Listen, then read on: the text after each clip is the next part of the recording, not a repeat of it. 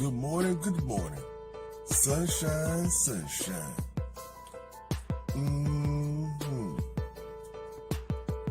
Free your mind, free your mind. You got to free your mind. Ooh-wee. That's right.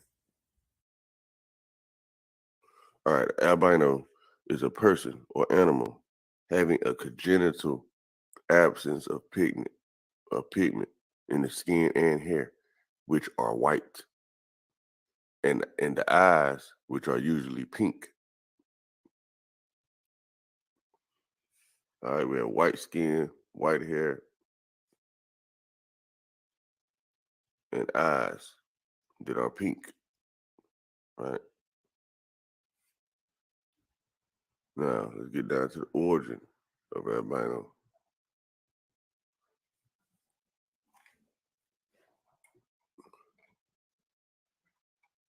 All right, so let's get on down to the origin of albino. Early 18th century, from Portuguese, originally denoting albinos among African black people, and Spanish, from albo, from Latin albus, white, plus the suffix ino, ein.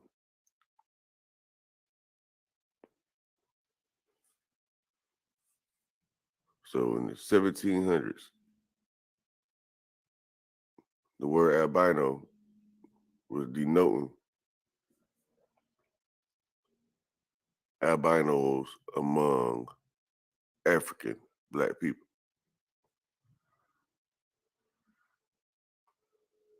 So African black albinos are white. They're considered white.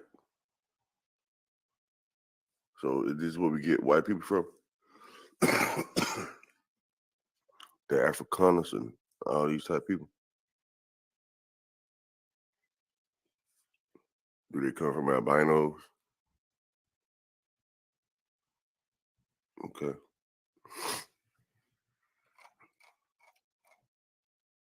All right, let's look at a few images of albino right quick.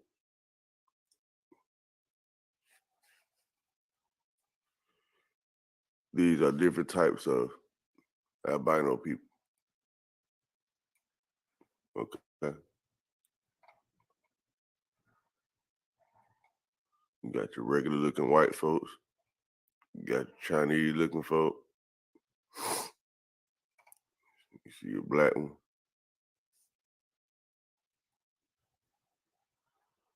All these people mix with dark skinned people, get all other types of people. I'm just saying.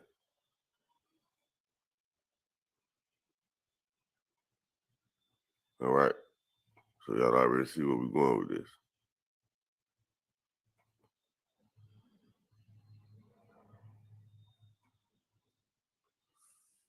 All right. Now let's get to a word called tyrosine. All right. Tyrosine is a non-essential amino acid the body makes from another amino acid called phenylalanine or phenylalanine. It is an essential component for the production of several important brain chemicals called neurotransmitters, including epinephrine, norepinephrine, and dopamine. All right. So let me see something.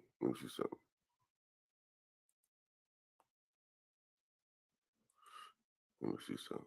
Let me look up albinoism real quick. Albinism.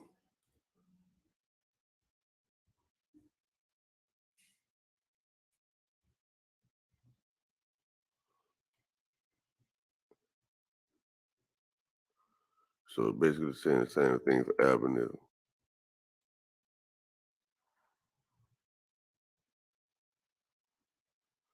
So it say the congenital absence of pigment, right?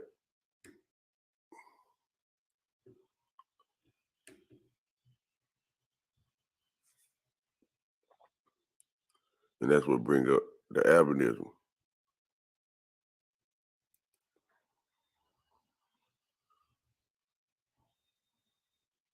It's a congenital disorder.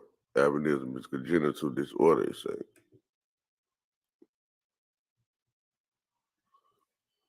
Okay. Now I say congenital anomalies can be defined as structural or functional anomalies that occur during intrauterine life, also called with birth defects, congenital disorders, or congenital malformations. These conditions develop prenatally and may be identified before or at birth or later in life. Before, at, or later in life is when these things can happen. But again, there's a reason why I put up this tyrosine deal, right? Tyrosine is a non-essential animal acid the body makes from another animal acid called phenylalanine, right? It is an essential component for the production of several important brain chemicals called neurotransmitters, including epinephrine, norepinephrine, and dopamine. These are neurotransmitter chemicals, okay? So let's look up the phenylalanine or whatever they say, right? The phenylalanine, phenylalanine is an animal acid, a building block of protein.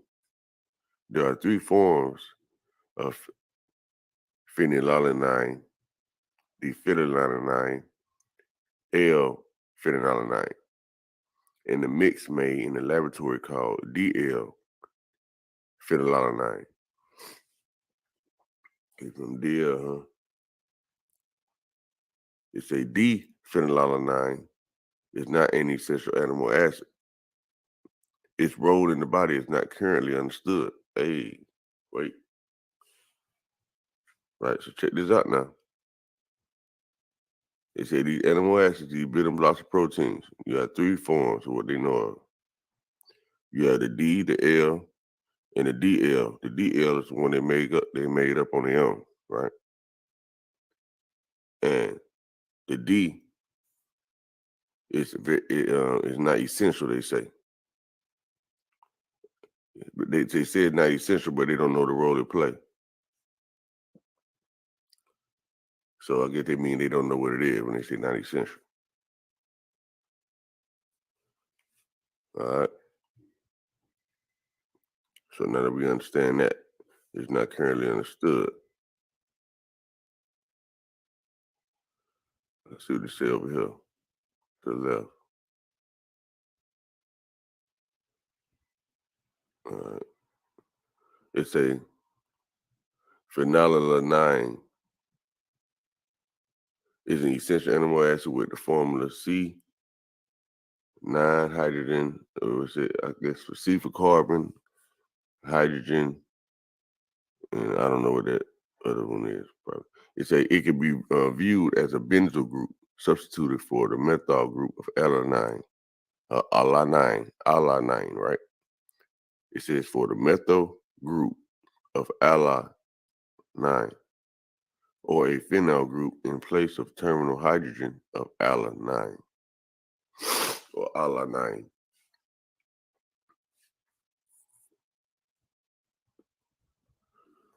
All right.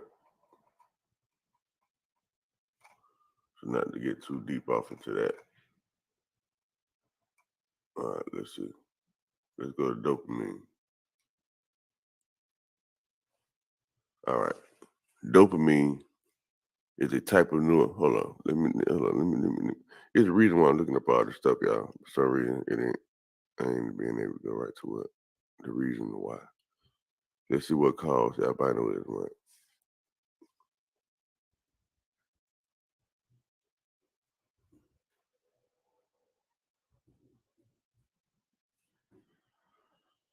All this albinism. All right. It's a melanin. It's produced by cells called melanocytes, which are found in your skin, hair, and eyes. Albinism is caused by a mutation in one of these genes. Different types of albinism can occur based mainly on which gene mutation caused the disorder. All right. So it's a melanin is produced by cells called melanocytes, which are found in your skin, hair, and eyes. Albinism is caused by a mutation in one of these genes. Okay.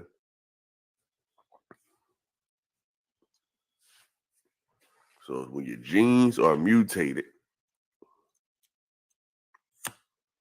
when your melanocytes, right, cells are mutated, you get different color hair and skin people, right?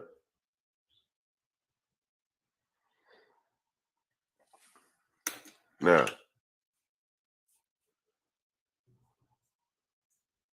okay, that's what led us to albinism.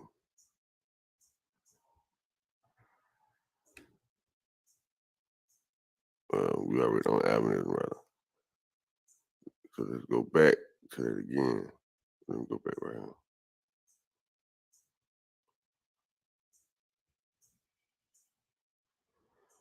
It's at the top of the morning, y'all. I know this thing not moving smooth, but yeah, we're gonna get to the point though.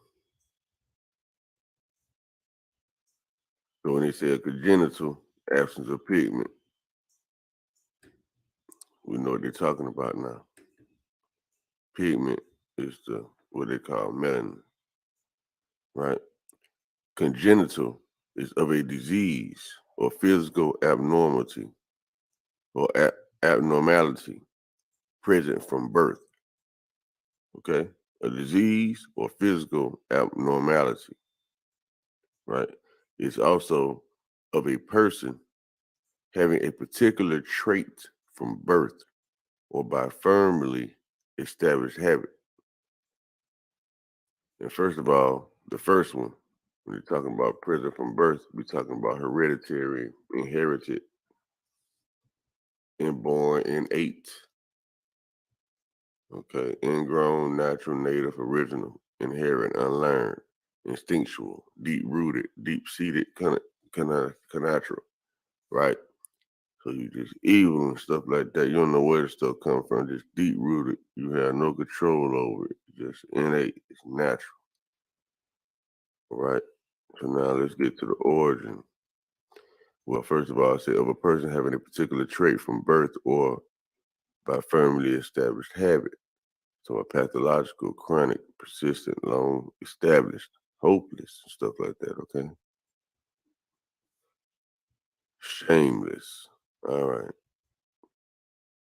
Now, congenital is late 18th century from Latin, congenitus, from con, together, plus genitus, past participle of degenerate, I think that's how you say it, but it means beget plus all, begets all, or beget all, begets all, okay?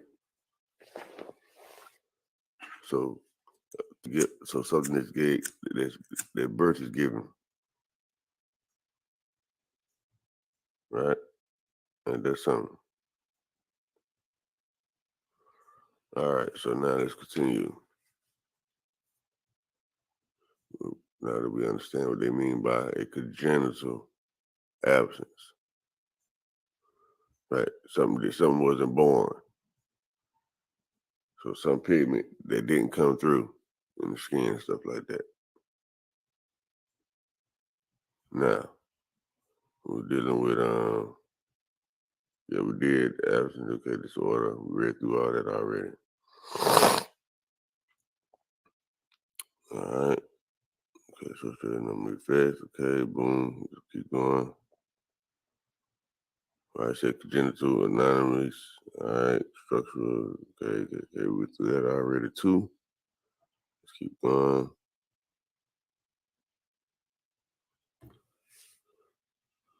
All right. Got a lot of same stuff pulled up. Now we have went to tyrosine, right? I was trying to show y'all something in tyrosine and how this connects. Tyrosine is a non-essential animal acid. The body, okay, called okay, okay, chemical. It was the reason why I pulled this stuff up. It's supposed to be showing how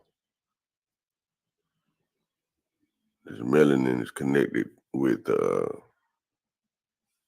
neurotransmitters and stuff.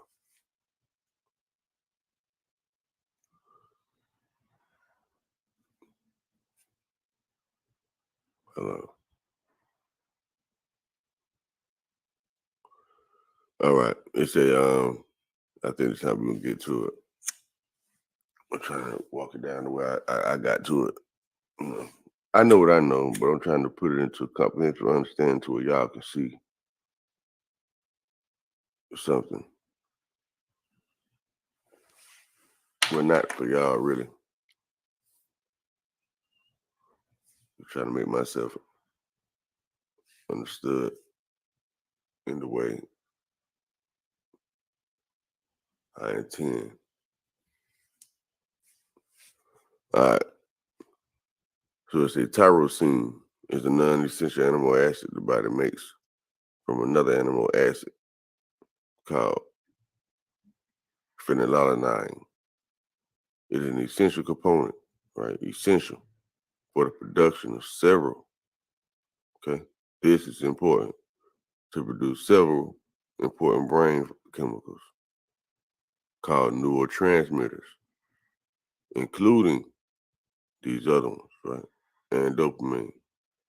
So boom, that's why I went to what neurotransmitters is. Because that's the main thing it help make, right? Neurotransmitters are endogenous chemicals that allow neurons to communicate with each other throughout the body, right? So they say neurotransmitters are endogenous chemicals. Sound like indigenous to me, basically. That allow neurons to communicate with each other throughout the body. So if you don't have neurotransmitters, then you can't communicate with your body effectively. Well, at all. But if you don't have that many, you can't do it as effectively. All right. So now let's go back. So now let's go to dopamine since it was another one. Now, dopamine is a type of neurotransmitter. Your body makes it, and your nervous system uses it to send messages between nerve cells. That's why it's sometimes called a chemical messenger.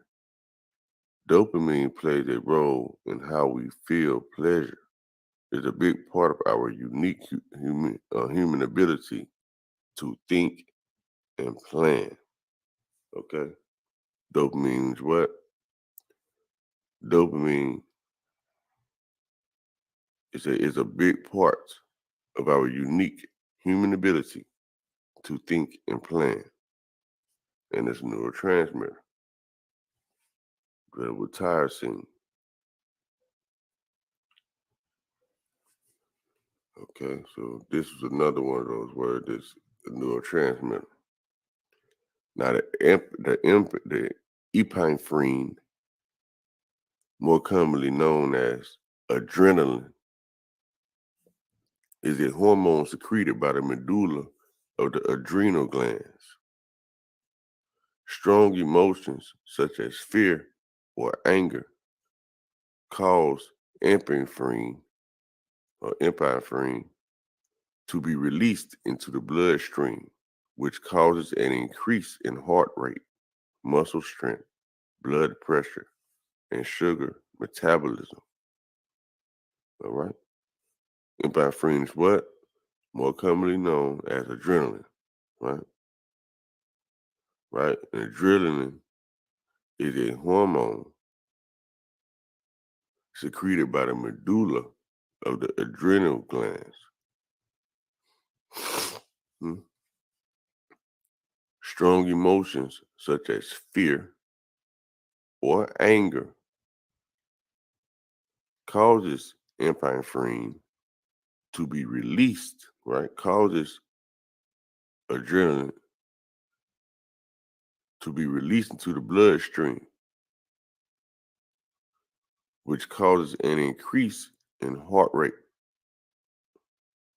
muscle strength,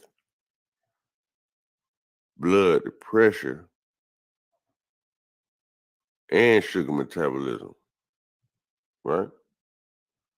So when you're scared and you're angry, it causes high blood pressure. It causes tension in the muscles, strength in the muscles. It causes a high heart rate, huh? And it increases your sugar metabolism.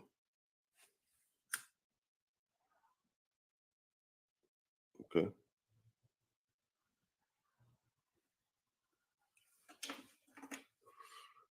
Epinephrine, how we said, right? Now, let's go back to this one. This was another one, right? You had your phenylalanine is an animal acid building block protein. Okay, it had three parts of it. We ran through that already. Okay. Now, let's go to adrenal glands right quick.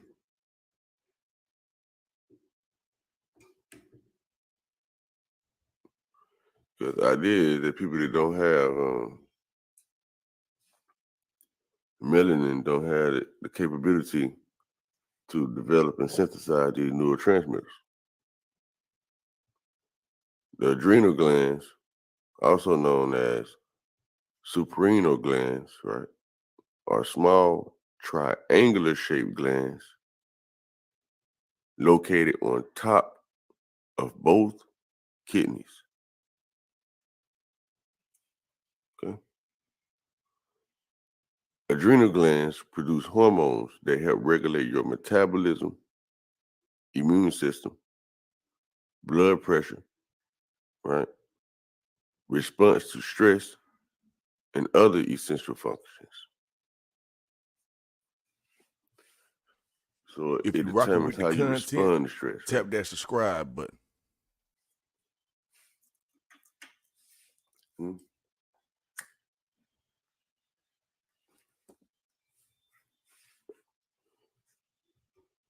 Okay. They say they are suprarenal glands.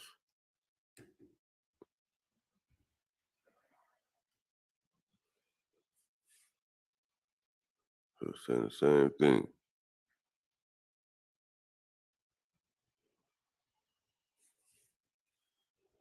Okay.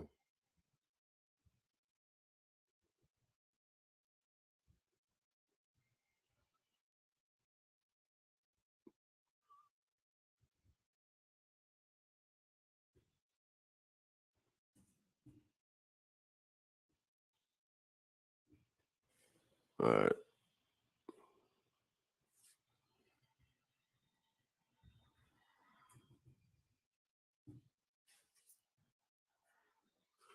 The word adrenal is relating to or denoting a pair of ductless glands situated above the kidneys. Each consists of a core region, adrenal medulla, secreting epinephrine and non-epinephrine, and an outer region, adrenal cortex, secreting corticosteroids. So your body produces natural steroids,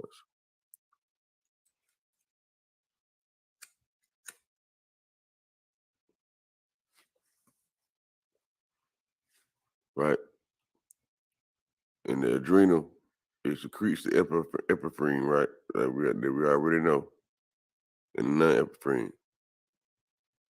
And they use the adrenal medulla to do it. Now, the adrenal medulla, new, uh, new medulla, the adrenal medulla is the inner part of the adrenal gland, a small organ on top of each kidney.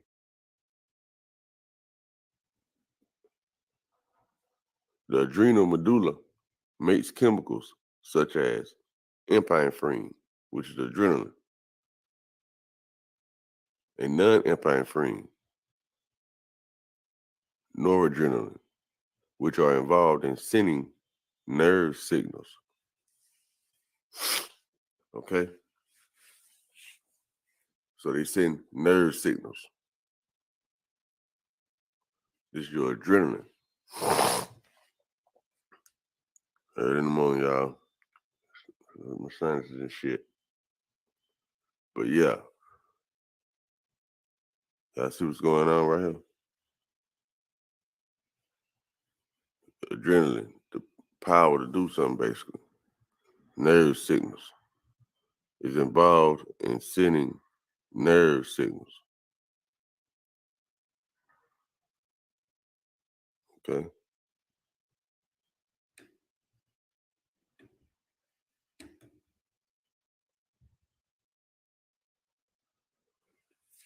A nerve impulse is the way nerve cell neurons communicate with each other. Nerve impulses are mostly electrical signals along the dendrites to produce a nerve impulse or action potential, right? So on and so forth. The ions are moved in and out of the cell by potassium channels, sodium channels, and the sodium potassium pump. Okay? They say the ions are moved in and out of the cell by potassium channels, sodium channels, and the sodium potassium pump.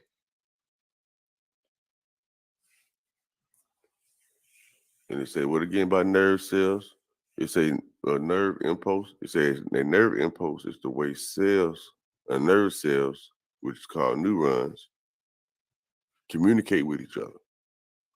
Nerve impulses, right, like shocks or something like that, are mostly electrical signals. This is going through our body along the dendrites to produce a nerve impulse, right? To produce a nerve impulse or a action potential. So like whenever you decide to do something, you create nerve impulses whenever you're doing something, right? And the amount of nerve impulse you give it, or the amount of electrical signal you give it, determines the impact of the action potential, I suppose, right? The amount of, yeah, like the harder you try, the more you give, I guess, something like that. But yeah, y'all see where we're going with this. Just running through this, teaching myself something. That's all I'm trying to do. Teach myself a little something, something. All right. I think I hit those main points. Let's see what this one is.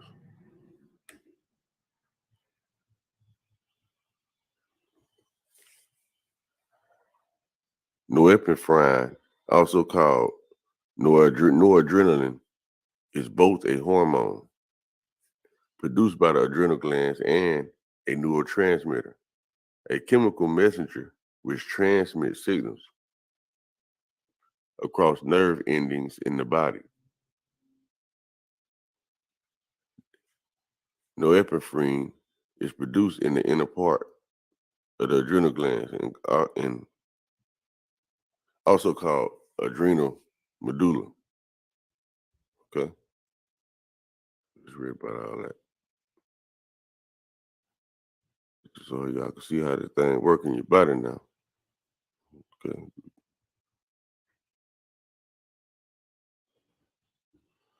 All right. Let's get up out of here.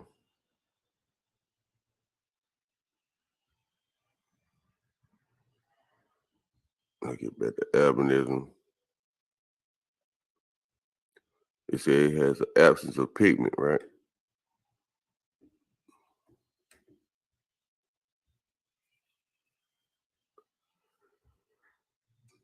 Let's see what pigment is. And it's funny because our language and stuff like that, pig Latin, and, you know.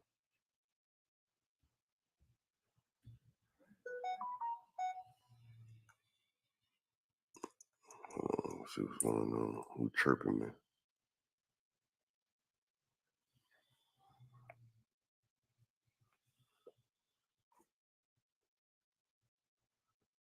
Somebody trying to get it in. See, I might hit them up at 9. All right, let me keep going. My bad, y'all. All right, pigment. What is pigment? Pigment is the natural coloring matter of animal or plant tissue. The natural coloring of animal or plant tissue. Color something with or as with pigment. Okay. See the origin of pigment. Say a substance used for coloring the paint, especially a dry powder. Okay. All right. The origin of pigment is what? To paint. To paint is to pigment something.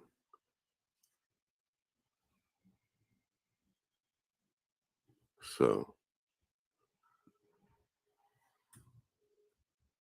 pig.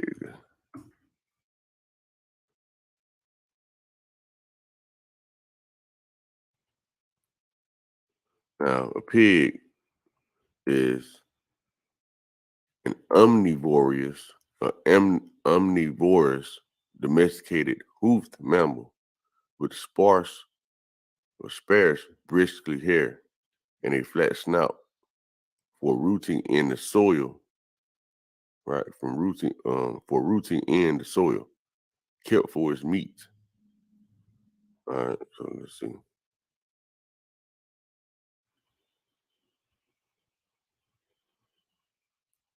All right. So Middle English, probably from the first element of Old English, pig bread, acorn, literally pig bread, food for pigs.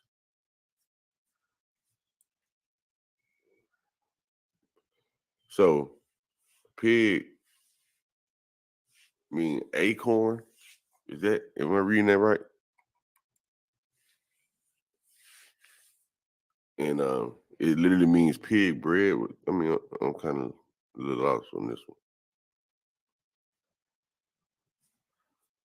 Food for pigs, right? Acorn.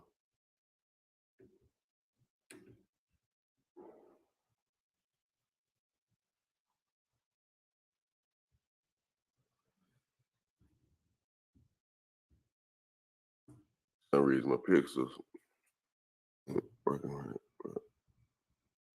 it. Acorn, a fruit of the oak tree, a smooth oval nut in a rough cup-shaped base. Okay.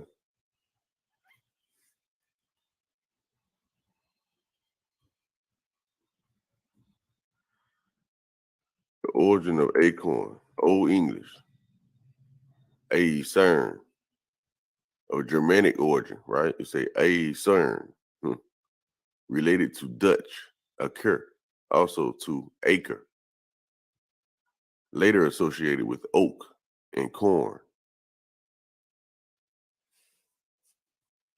So the word acorn is really acre,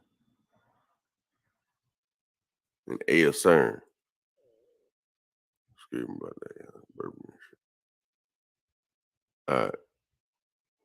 Acre, a unit of land area equal to 4840 square yards.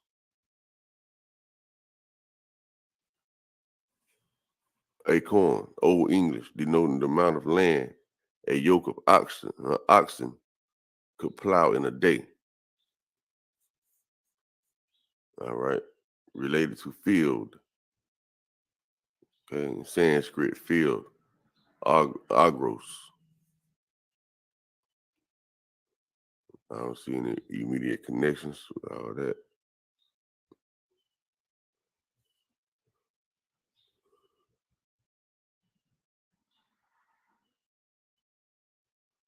All right.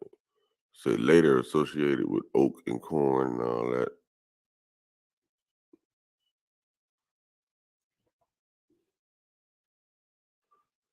Say the fruit of oak tree. We already know oak trees have a lot of symbolic meanings. Let's see. Oak tree symbolism.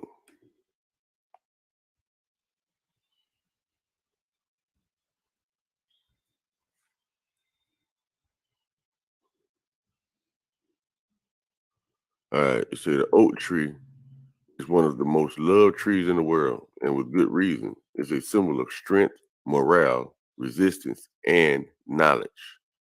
Oak is often associated with honor, nobility, and wisdom, as well as thanks to its size and longevity. Okay, so y'all understand the fruit of the tree, right?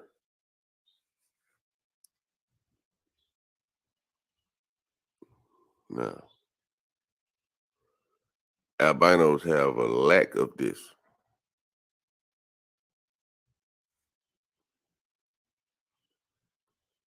Okay,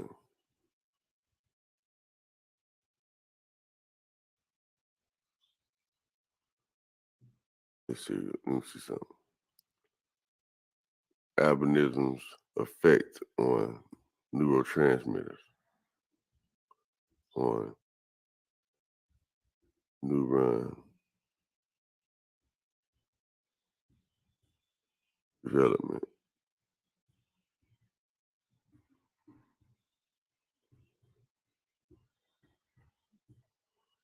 Around, but yeah.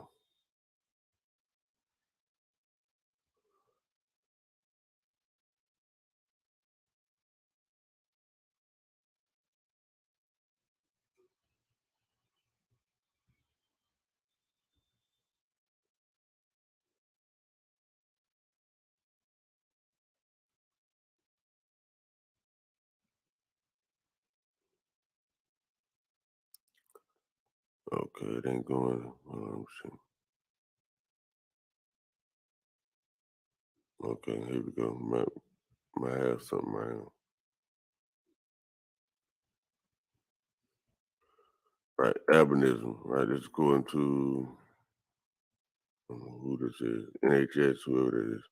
Right, it says albinism affects the production of melanin. Okay, the pigment that colors skin, hair, and eyes is a lifelong condition, but it helps. Well, but it does not get worse over time.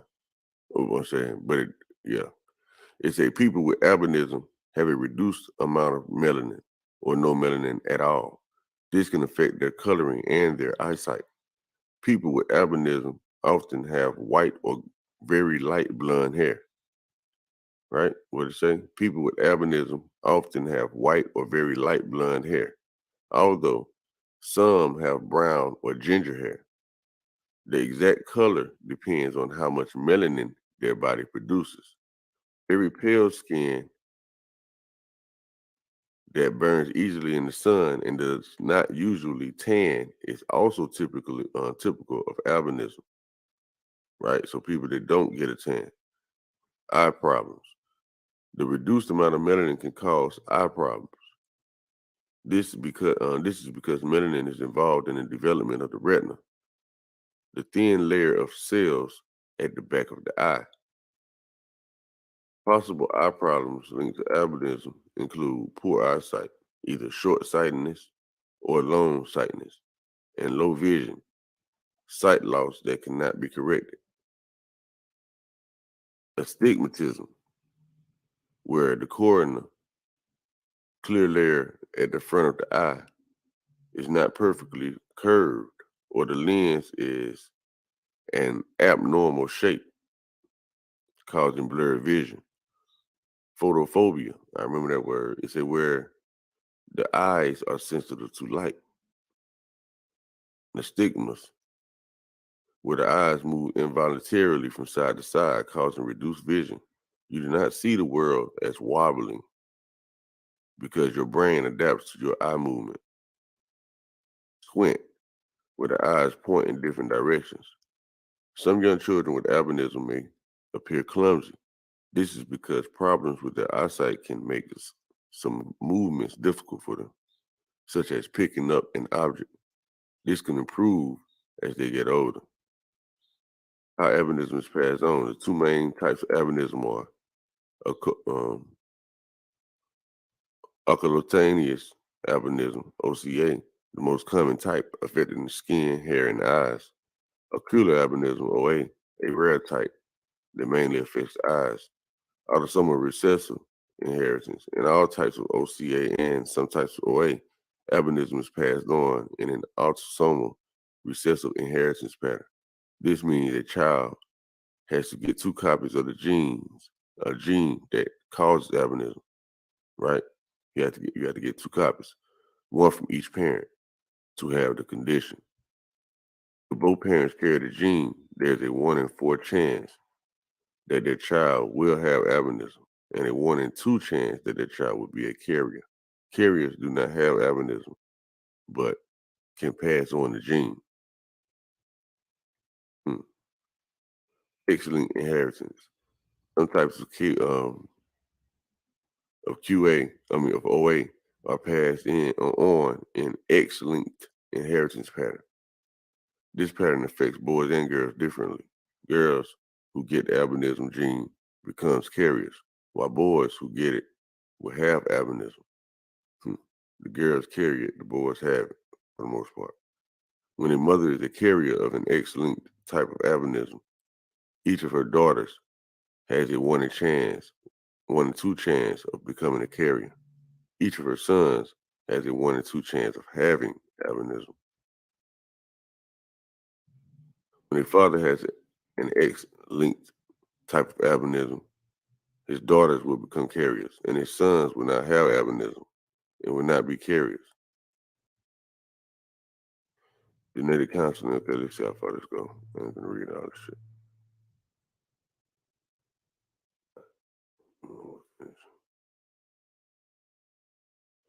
I get the point. I get the point of all that.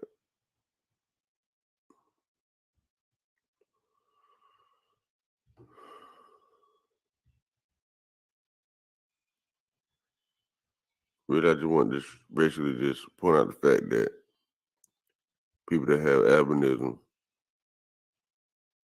uh,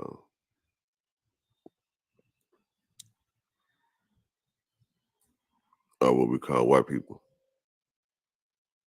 What? Hold on.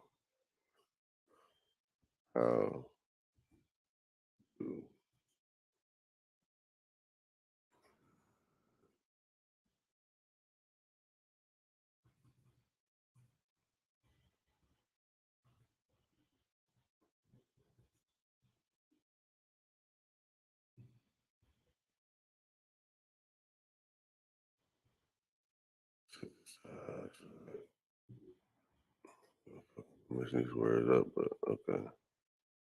It's gonna let me know what I'm trying to put.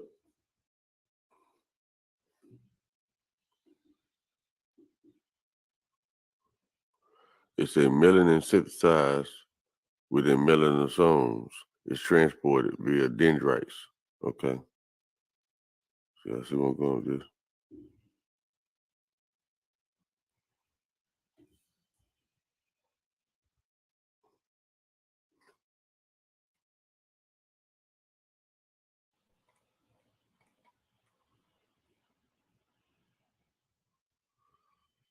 All right, let's see. Make this a little smaller.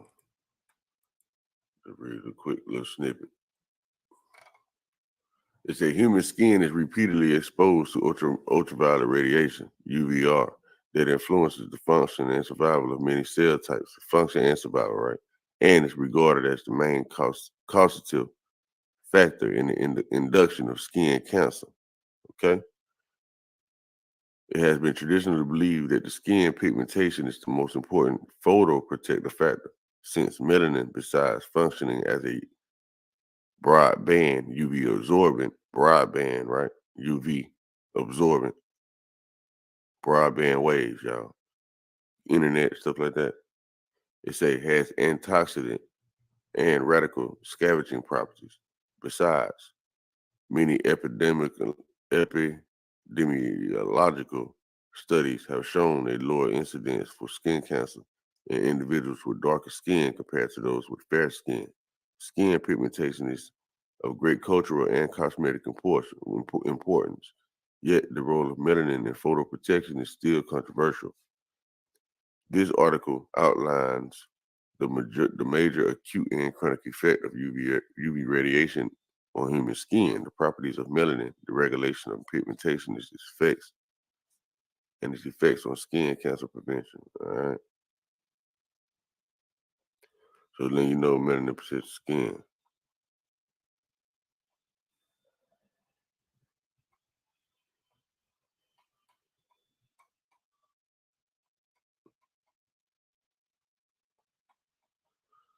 All right, y'all about to get on up out of here though. I don't think I really hit the point I really wanted to hit in the way I had it laid out in my mind, but it's okay. I'll get with y'all next time though. For real. Peace.